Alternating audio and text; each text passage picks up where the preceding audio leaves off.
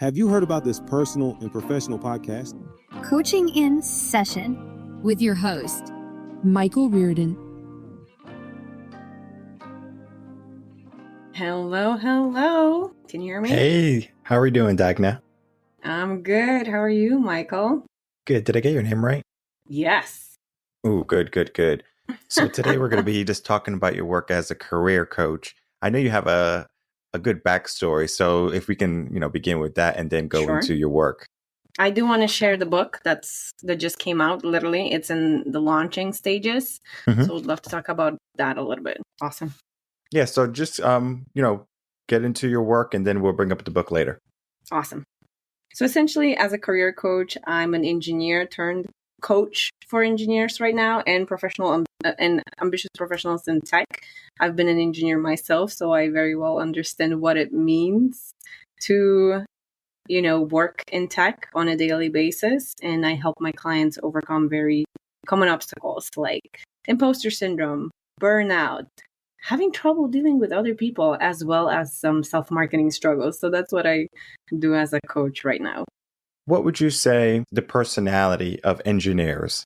Oh, there's so many. I mean, stereotypically, we would think about someone stuck behind their screen, being somewhat introverted, focusing on solving difficult technical problems, maybe a little bit nerdy or geeky, right? But the reality is there's so much variety in different shapes and forms that engineers come in nowadays that it's really,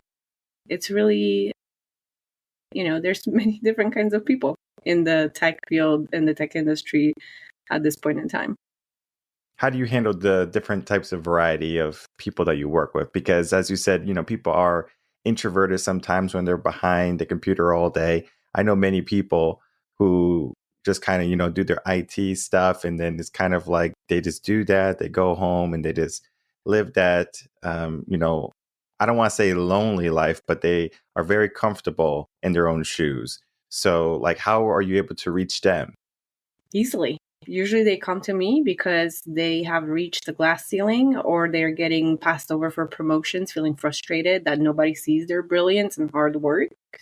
And we often do an assessment of like, what are the gaps in their mindset and their skill set that needs to be filled in for them to get what it is that they're looking for.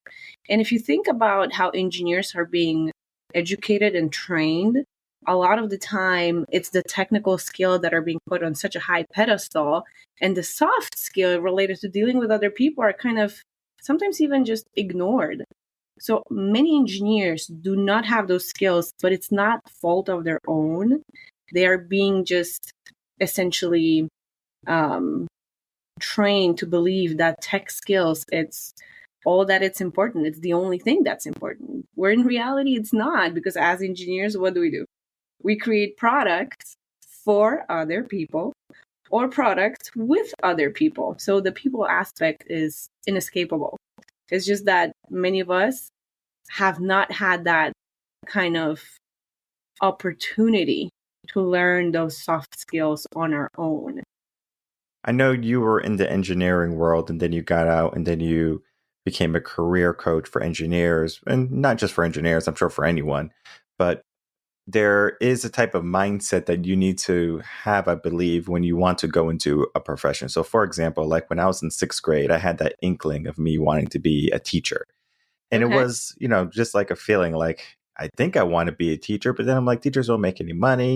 So there was a lot of back and forth in my mind, and there's some confusion of what I wanted to do in my life and, for my long-term career. And I know many people, they struggle with this because they don't want to necessarily make the wrong choice because they have to go to college or they have to go for some type of certification. There could be some type of financial commitment there. And many people are afraid to, take that step into the wrong direction.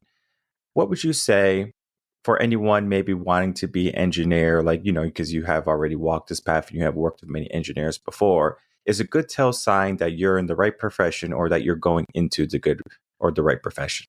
So first of all, what I'm going to say is that profession is not a marriage. You don't try to pick one and stick it till the rest of your life for the good and the bad. No, you can change professions at any point in time. I started off as a robotics engineer.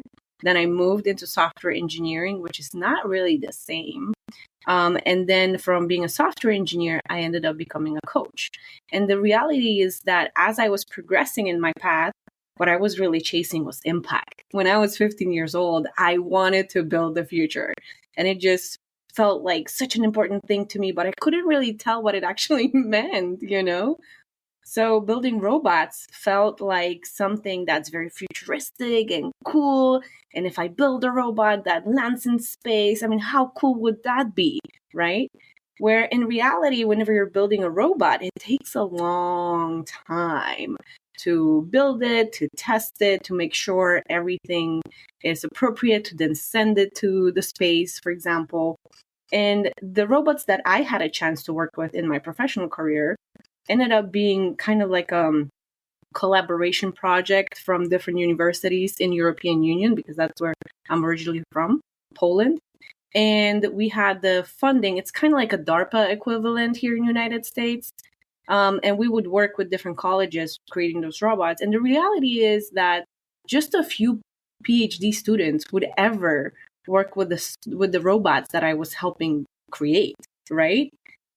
That wasn't an impact. This is not what I was looking for, right? So then when I moved into programming, I realized whenever you hit that deployment button and your app is on an app store or gets propagated across all the clients that the company has, now you're touching millions of people and you're affecting millions of lives. And it felt really cool having that kind of impact, right? But as I progressed in my engineering career, what happened was I burned myself out. And at a certain point, doing the fun and intellectually stimulating, creating new features, deploying apps on a massive scale, and fixing any bugs that might be happening, like that was fun. It used to be fun, and then became just meh. I didn't want to do it. I didn't want to wake up and go to work anymore. It was all kind of coupled with me entering new stages in my life too. So I immigrated from Poland to United States, and I never really stopped to think about what that transition meant for me and how I was like closing a chapter of my life. And even though nobody died, it felt like I had a hard time of letting it go and moving on. And at the same time, I became a parent. So postpartum depression hit me, and it wasn't fun. And it all kind of like amassed together. And I ended having to reach out for help. I ended up enrolling myself in therapy and have had phenomenal experience using just talk therapy to analyze what was going on, to essentially discover the bugs that were sitting in my mental code here in my own mind. And whenever I was able to get past a lot of the things that were holding me back, to reprogram my own thinking, it was such a relief. It changed my life in a very positive way. And I realized, wow, this is an incredible impact that someone might have on another person simply by talking to them. This is what I want to do next. How cool is that? Right? And so, for example, today, as I work with my coaching clients, I've helped many transition in a very short time span because my coaching package is typically 4 months long. And I've seen people achieve incredible transformations in that time, like getting skip level promotions, doubling their salaries, leaving imposter syndrome behind, feeling 80% less of anxiety in social situations, being finally able to make friends or speak up in a public setting. And that is just making me so excited about being a coach and who I am. So going back to your question, what advice would I give people who are trying to figure it out? First of all, it's not a marriage. You can always change your mind and jump to a different profession. And there's a phenomenal book called Range, How Generalists Thrive in a Specialized World. And I highly recommend reading the book. I can't remember the author, sadly. And the second advice I would give is follow your spark, follow your curiosity. Do what's really interesting so you don't have to feel like you're working, so you don't have to feel like you're forcing yourself to get things done, right? That'd be my advice. Excellent advice. I think this is going to be a good segue because my next question, I'm sure, is going to be almost in line with your book. And it's going to be talking about burnout, where there's two prongs: how to prevent burnout and then how to recover from burnout. And it could be, maybe with the brain refactor, but it could be just something different that you have been able to, learn to do through. I know you said you did some therapy and the talking therapy, and it helped you. That could be a great tool for individuals to get out of that burnout, to recover from it. But then some people, they need to go on vacation or something. I mean, vacations where, me don't work. Like, I'm just like a workaholic, but then I know when to take a step back. If I feel burnout's coming, I go, whoa, whoa, whoa, let me let off the brake or let off the gas. And I don't typically press the brake. I just kind of say, let me cruise for a bit, Oh, there you because go. I found that medium for me. Like, this is where I'm good regardless of how I feel. If I'm tired, doesn't matter. If I'm hungry, it doesn't matter. I'm typically good in this lane. Now, if I overextend myself and I get burned out, it could take three months sometimes for me to get back to where I should be. So I always say the best thing to do with burnout is to not let it happen. But I want to hear your take, and then especially if it's in line with your book. Absolutely. I'd love to dive deeper into that. But Michael, I think that you really hit the nail on the head. Like, the best thing about burnout is to just prevent it from happening altogether. That's so very true. But let's think about it for a second. Why does it happen? Why certain people tend to burn themselves out? Why do they have that tendency? So my theory is that it's a bug in your mental programming. And I compare in my book that you just mentioned a moment ago how human brain is very similar to computer software, to an app. So if you have things that you're seeing that are not working out for you, these are basically bugs. And you have to jump into that code that's sitting in behind your ears in your brain, that's been created throughout your entire lifetime, and refactor it. You have to reprogram it. You have to put in new code that will serve you better. So burnout happens because we believe we need to work hard, and we don't believe that resting is actually a great investment strategy, right? So when I work with my clients who are either on the verge of burnout or have burned themselves out, we have to rebalance and have a different, change their perspective about how to value well-being and how to see it as a strategic investment in their career.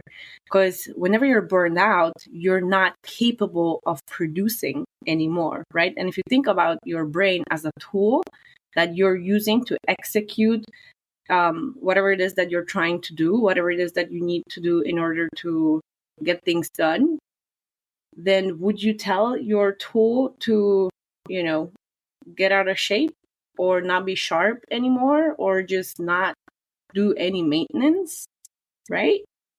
You need that maintenance in order to continuously work on a high level in performance.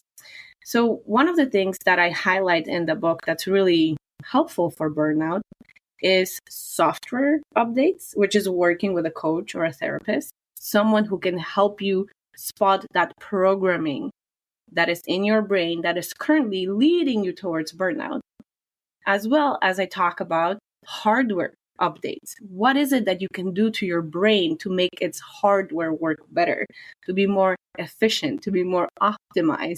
And some of the things that I talk about in the book is doing a neurofeedback training. It's essentially a type of training that's cutting edge in medical field right now. In fact, many doctors don't even know about it. All the doctors that I know, I told them about the neurofeedback training that I did, and they were like, oh, wow, this is so cool. How did they not talk about it in medical school? Well, because it's not that old to be in the curriculum for medical professionals. So many people don't even know that it exists. But what neurofeedback training does is essentially optimizes your brain hardware. It rewires its brain. It helps it function on a much better level. in a much better way, be more efficient, right? So you could think about it as taking your car and doing a tune-up to your car at a mechanic shop, basically, right? You show up, you turn your car in, you get it out, and everything's aligned. Everything works silky smooth like a well-oiled machine. Same thing happens with the brain. We don't really think about it that way, but a lot of our brains are, especially if we are experiencing anxiety, depression, problems sleeping, rumination, excessive worry, all this happens because our brains are not running like a well-oiled machine. There is something on the hardware level that isn't fully integrated and working well together, if that makes sense. Yeah, it makes sense. I have a lot of questions because, hardware and software, and we look at the brain because there's so much that influences the mind. It could be the foods that we eat, the things we consume, and it doesn't even just have to be the foods that we consume. It could be the things that we indulge in. Think of our phones or, cell phones and stuff like that. Maybe movies, negative behaviors, vices, smoking, drinking. I'm not saying that you can't do these things, but does it affect the hardware and the software of the mind? Oh, absolutely. Yes, that's the short answer. And if we understand that, then, what is the remedy for, people to maybe enjoy some of these things or maybe get rid of them altogether? So I would say that it's kind of like with that software update that I mentioned, right? You want to change your actions, is what you're saying, Michael. I want to stop binging Netflix movies because I know it's bad for me, right? Let's take that as an example on the books. Basically, it's easy to say that you want to stop doing it and then not really follow through, right? Because the way the mind operates, like a computer, there's a lot of things that are happening on the user interface level, the things that you can see. In a case of mind, it's the thoughts that you can hear in your own head that you like whenever you're thinking rationally. But most of the work, it's being done on the subconscious level, right? Or in terms of computer software, they're running as a background process. And these background processes are put there, again, trained like AI on a lifetime of experiences. That's your data set, your life. And your lived experience programmed you to be who you are. So if you feel that binging a show is actually a great reward for working hard the entire day, it's very unlikely you're going to change that behavior. You need to go into the background processes that are hidden from the users, from the user interface. You have to dig deeper in order to get to them and reprogram those and see a reward in something else, right? Or change your definition of hard work so you don't work yourself to the point that your brain is just not capable of doing anything else other than binging a Netflix show. So what I'm saying here, in other words, is if you want to change your actions that you think are not serving you anymore, you have to reprogram what it is that you believe to be true about yourself, about your operating system. What is it that you value? What is it that you don't value? A great example from this morning, my 5-year-old did not want to eat the breakfast that I prepared for him because it had veggies. But I tell him, son, do you want to grow and be strong and be intelligent and be healthy or not? And he's like, yes, of course, I want that. I'm like, okay, then eat your veggies. So in his mind, I am literally programming eating veggies equals what I want, even though I don't like eating veggies. I want to be strong. I want to be healthy. I want to be intelligent. Okay, I'm going to eat my veggies. And he did eat them, right? So it's really about how your operating system is written, about what it is that you believe about yourself to be true, what it is that you value, what it is that you want out of life, and then figuring out how current actions are either supporting what you want or don't support what you want, but maybe you're not seeing it seeing it at this point in time. Because everything you do has perfect sense. Everything your mind makes you do or think has been created as a function of your life, again, right? And whenever it was put in there, that line of code into your mind, it was to serve and protect you.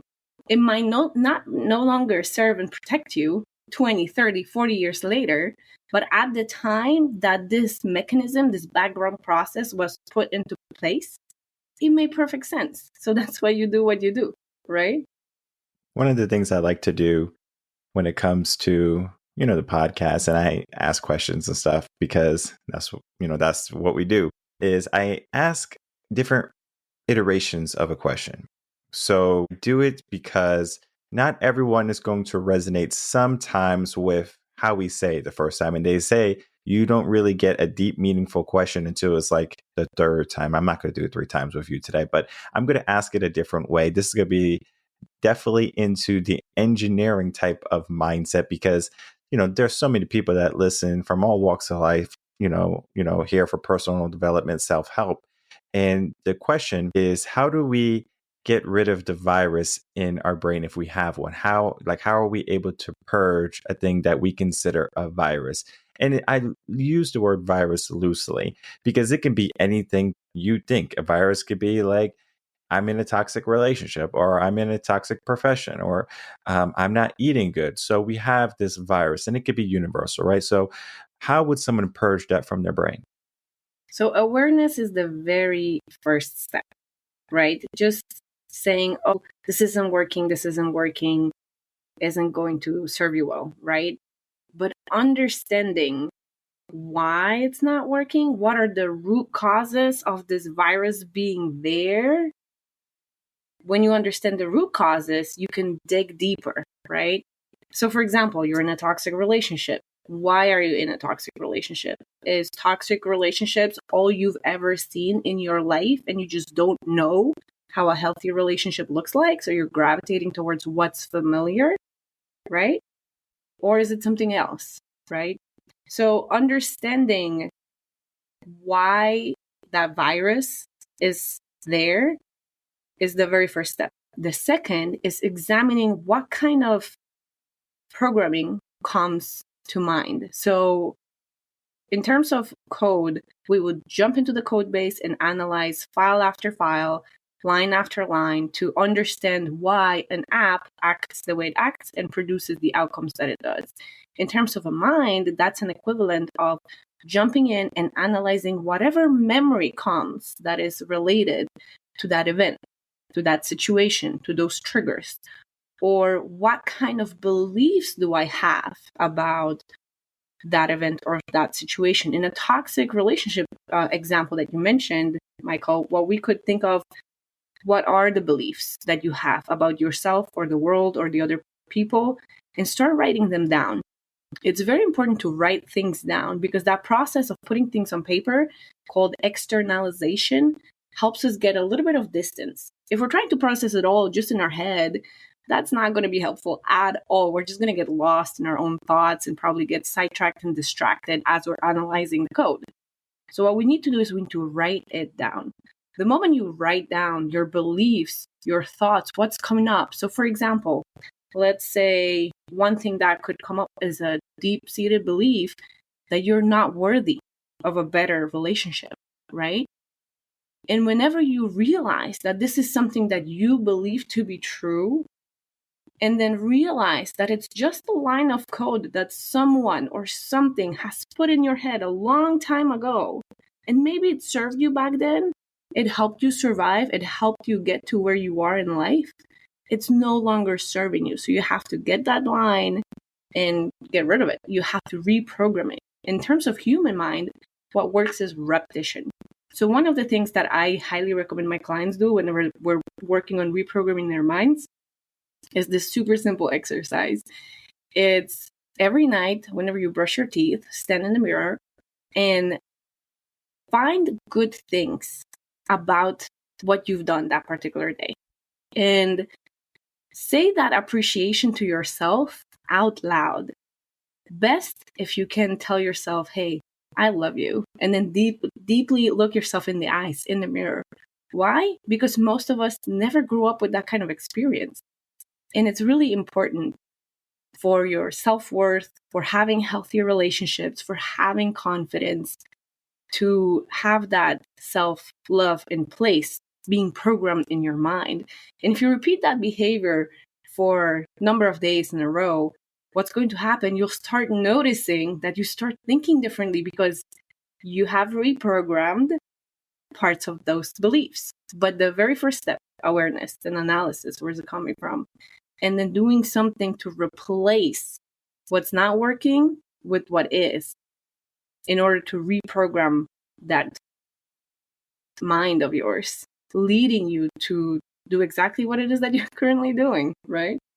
I'm going to definitely keep on with the terminology of programming, but there's so many different other words you can use. It could be indoctrination, blank canvas, whatever it be, of how a mind develops. Think of a child, right? Your son, for example, 5 years old, he doesn't want to eat vegetables, but you say, hey, if you want to be big and strong, you have to eat your vegetables. So in a sense, we're programming, we're going to program him to eat vegetables because they're healthy for us. And sometimes the programming that we can give a young mind or a teen or a young adult or even a full-fledged adult, the programming can be skewed and it could be not appropriate for what they would like to attain in their life.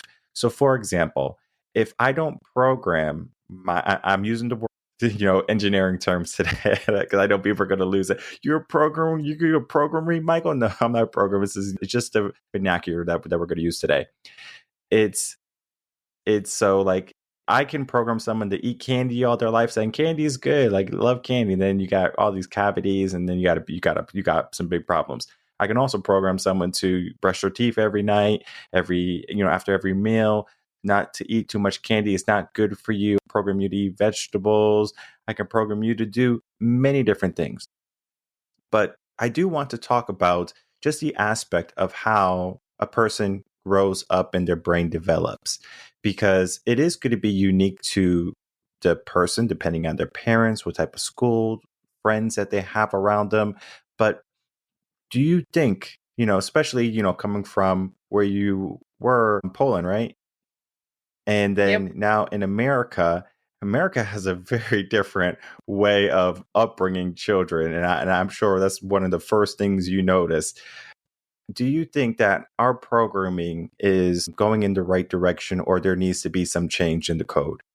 I love some of the initiatives that I'm seeing of bringing more mindfulness into schools, because that can solve a lot of problems, really helping kids to think for themselves and making good decisions, because they're capable of that.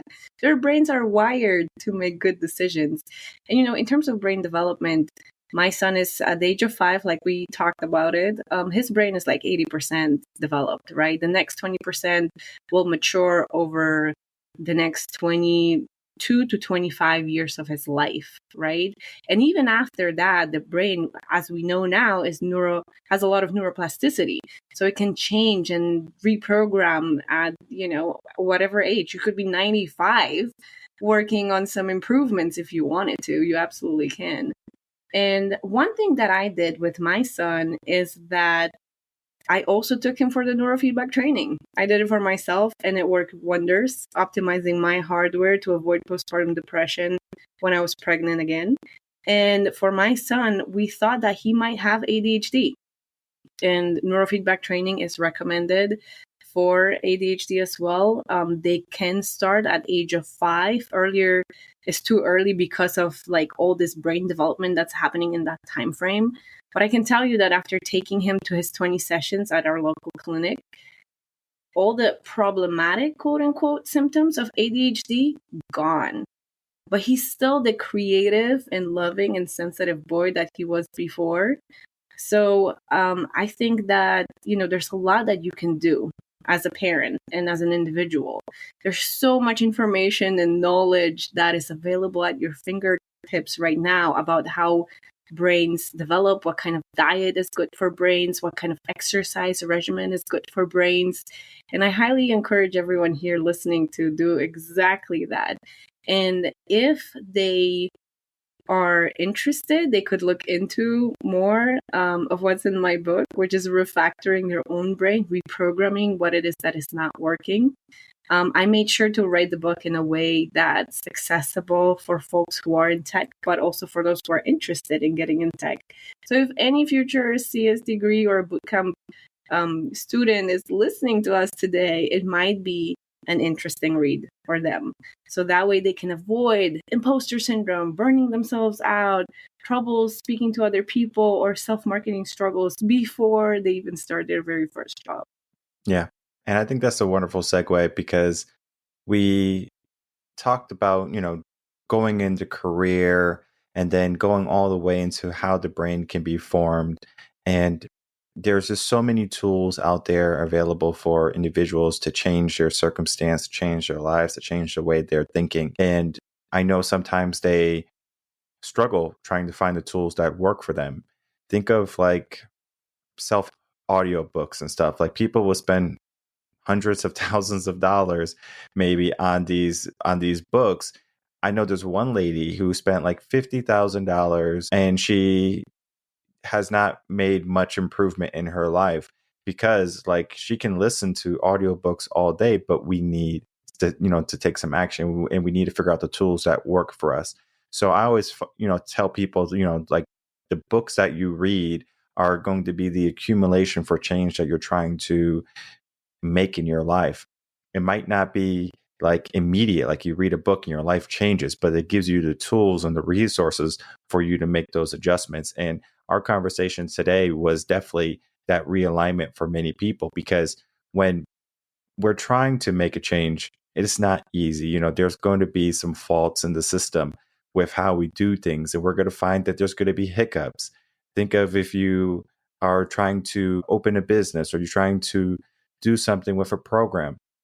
You typically don't just launch. You kind of do a soft opening, or you do like an alpha and a beta, and then you figure out the bugs. And when all the bugs are good and clean and cleared, then you're like, okay, good. But then there's some times when you say, all right, I'm ready, I'm going to jump. And you have to just go, head first into it. Depends on your situation. But I always say the best thing for an individual to do is to get a coach, to get a guide, to get a mentor, to have someone on your team to help you along the way, because it's going to make the journey so much smoother and so much more palatable for you and manageable. We don't want to necessarily do things that always turn us off. We want to do things that invigorate us to take more action in our day. So I loved our conversation today, Dagna. Want you to give us some final words, and then for you to tell the audience where they can find you. Yes, would love that. And I took so many notes as you were speaking, Michael, because I agree that, books are phenomenal, but hey, books will never give you feedback that's personalized and customized to what you need to actually hear, right? And sometimes it's the tough love telling you that you're heading in the wrong direction or that you're distracting yourself. Because today, with all this amount of information available at our fingertips, free a lot of the time equals distraction. So it's really about deciding of what it is that you want and going after that. And I would say jump before you're ready. Just make sure you have that support in place to catch you when you fall and to help you keep going. So that's all I wanted to add, because I feel like what you said a moment ago was just phenomenal. And in terms of change and growth, a lot of the time people want to change and join these free groups, free communities, and read free books. But the reality is, if you want to change, you gotta be invested. Otherwise, you're probably not going to do much. And how can people find you? So the best place to find me is my website, themindfuldev.com, as well as LinkedIn or Twitter. I'm on LinkedIn and Twitter under my real actual name, Dagna Bieda, so you can find me there. I'd love to connect. Perfect. And I'll make it easy for everyone. You don't have to worry about any spelling. It's going to be in the description box below. You can easily just check her out on her website, on her socials, follow her, and learn more about what she's doing and continue to support her work. Because as a coach myself, we understand that we're not in this fight by ourselves, right? I understand we need people to grow and to prosper. We have blind spots and we have to be able to see our blind spots, but we have a hard time doing that by ourselves. So having someone that has your back is so important. And Dagna, I know you're going to have so many people's backs. I know you're helping all of your clients out right now with their mind and their career and just overall well-being in life. I do want to thank you for coming on, talking about your work, and just being that person that wants to make that ripple effect and change the world. Thanks for having me. Really appreciated our time here together.